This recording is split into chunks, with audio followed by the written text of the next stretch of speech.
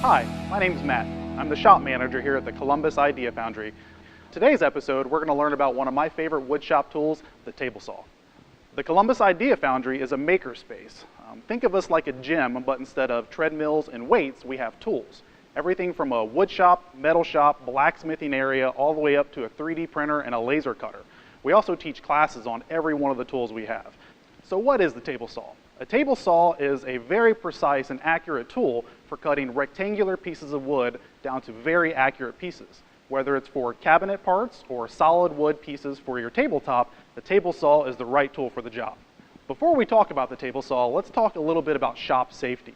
While the table saw is one of the cornerstone tools of any wood shop, if it's not used properly, it can be dangerous. The first rule of using any tool in the wood shop is using safety glasses.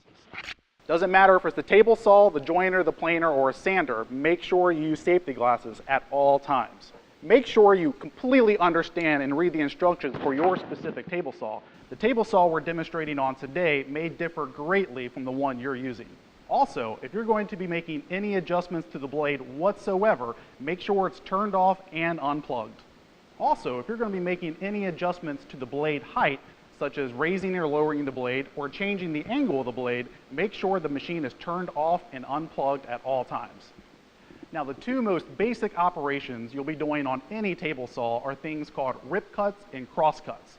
You'll be hearing these two terms a lot around the wood shop. A rip cut is when you cut along the grain of the wood. To do this, you'll have to use the table saw fence. The table saw fence runs on a rail on the front of the table saw. With the locking handle in the up position, you can move it left and right to get the exact measurement that you want.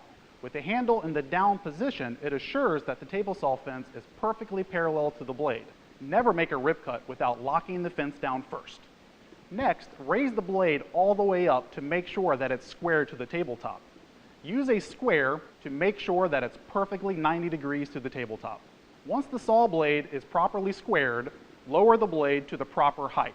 The front wheel on the table saw raises and lowers the blade. Never make blade adjustments with the table saw turned on. Raise the table saw blade until it's slightly above whatever material you're cutting.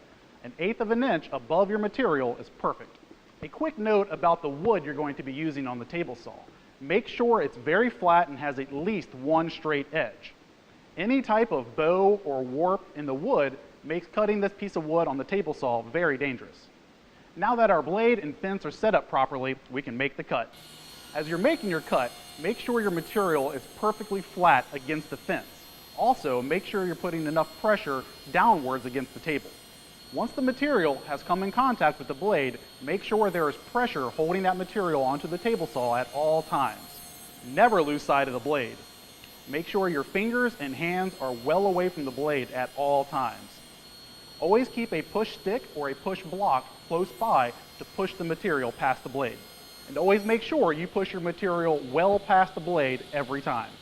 Once you're finished with your cut, turn the table saw off and make sure the blade has come to a complete stop. So if a rip cut is cutting with the grain, then a cross cut is cutting across the grain.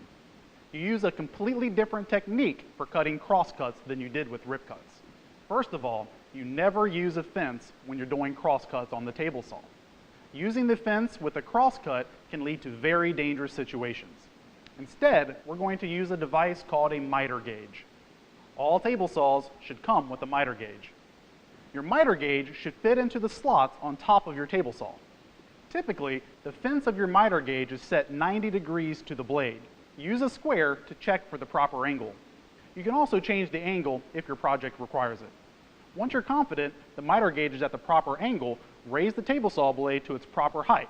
Remember, it's about 1/8 of an inch above whatever material you're cutting. First thing you need to do is move the table saw fence well out of the way. Then you need to square up one edge. Hold your material firmly to the miter gauge and trim off one end. Now that the end is squared, use a tape measure to mark the length you want. Now line up that new mark with the blade and make your cut. Keep in mind, you can also use the chop saw for cross cuts like this, which might be much easier for you.